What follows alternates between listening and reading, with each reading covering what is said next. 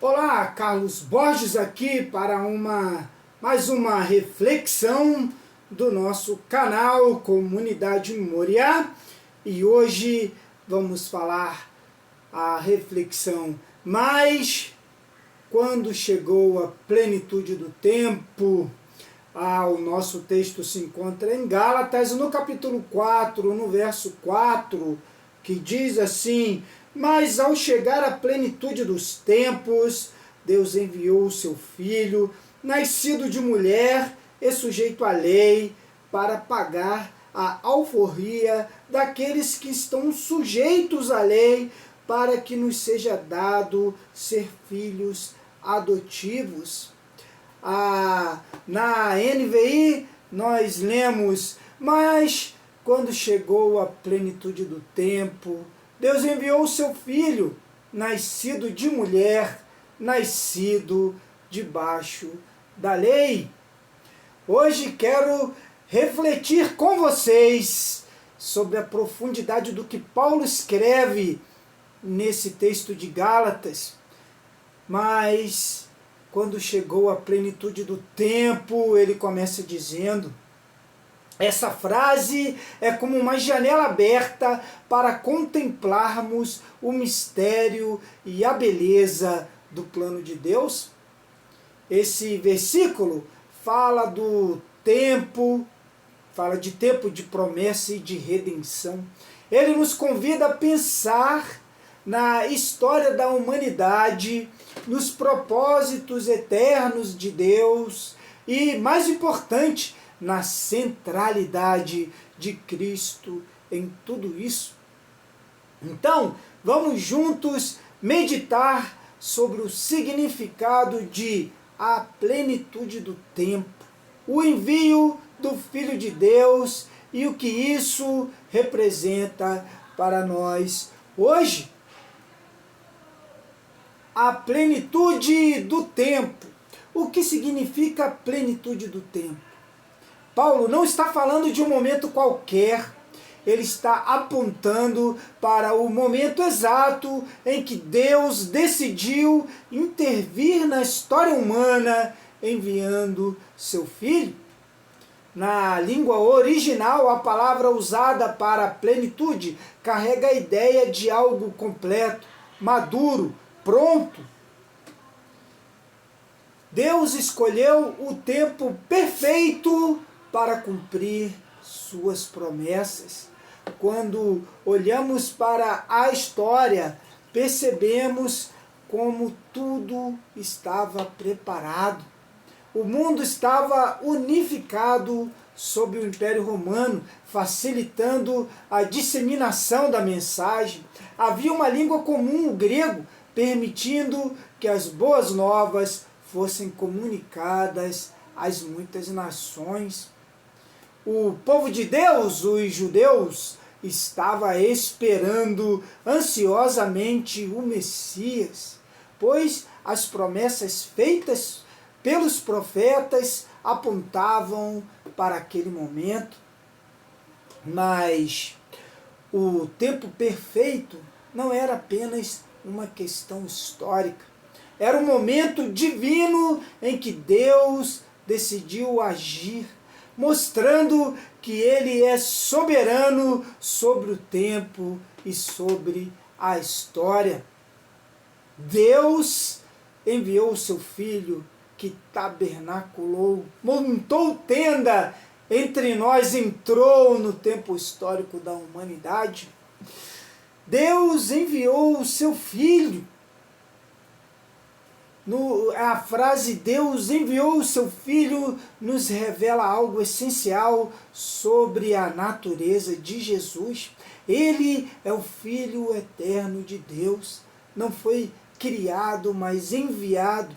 Ele veio do próprio coração do Pai. Esse ato de enviar o Filho revela o caráter de Deus. Ele não é um Deus distante ou indiferente. Ele é um Deus que se importa, que age, que intervém. O envio de Jesus foi um ato de amor imenso. como João 3,16 nos lembra, porque Deus amou tanto o mundo que deu o seu Filho unigênito. Isso nos mostra que o Natal, a encarnação de Jesus, não foi apenas um evento histórico, mas o maior gesto de amor já feito em toda a criação. Nascido de mulher, nascido debaixo da lei. Paulo faz questão de enfatizar que Jesus foi nascido de mulher. Isso aponta para a plena humanidade de Cristo. Ele não veio como um anjo ou como uma visão celestial. Ele veio como um homem, sujeito às limitações e realidades da vida humana. Ao dizer que Jesus foi nascido debaixo da lei, Paulo destaca que Jesus experimentou as mesmas exigências e restrições que todos nós. Ele cumpriu perfeitamente a lei de Deus, algo que ninguém jamais conseguiu fazer. Por que isso é importante? Porque somente alguém plenamente humano e plenamente obediente poderia ser o Salvador. Jesus precisava ser como nós para nos representar, mas precisava ser sem pecado para nos redimir. O impacto desse evento em nossas vidas. O que essa verdade significa para nós hoje? Quando Paulo fala da plenitude do tempo, ele não está apenas relatando um evento passado, ele está nos convidando a viver à luz dessa realidade. Confiança no tempo de Deus. Se Deus enviou seu Filho no tempo perfeito, podemos confiar que Ele também age no tempo certo em nossas vidas. Muitas vezes queremos que as coisas aconteçam no nosso ritmo, mas a história da redenção nos ensina que Deus nunca se atrasa e nunca se adianta. Valorizar a encarnação de Cristo, saber que Jesus foi nascido de mulher e debaixo da lei, nos lembra que Ele entende nossas dores, lutas e limitações. Ele é um Salvador que sabe o que é ser humano. Em Hebreus 4,15 lemos que Ele é o sumo sacerdote que pode se compadecer de nossas fraquezas, porque foi tentado em todas as coisas, mas sem pecado. Viver em gratidão e obediência. Se Deus foi capaz de intervir na história para nos salvar, como podemos viver de forma indiferente a esse amor de Deus? Nossa resposta deve ser gratidão e entrega. Gálatas 4,4 nos mostra que Deus age no tempo certo, que Ele nos ama e pode ir a ponto de enviar seu Filho e que esse Filho veio para nos redimir. Quero encorajar você a refletir sobre o tempo de Deus em sua vida. Talvez você esteja passando por uma fase de espera, por desafios que parecem intermináveis. Lembre-se, o mesmo Deus que enviou seu Filho na plenitude do tempo está agindo em sua história. E mais, viva com a consciência de que Jesus não veio apenas para aquele momento da história, Ele veio para transformar a minha vida, a sua vida, aqui e agora. Vamos terminar com uma oração. Pai amado, obrigado porque no tempo certo, na plenitude do tempo, Tu enviastes Teu Filho para nos salvar. Obrigado porque Jesus veio, nasceu como nós, viveu como nós e entregou sua vida por nós.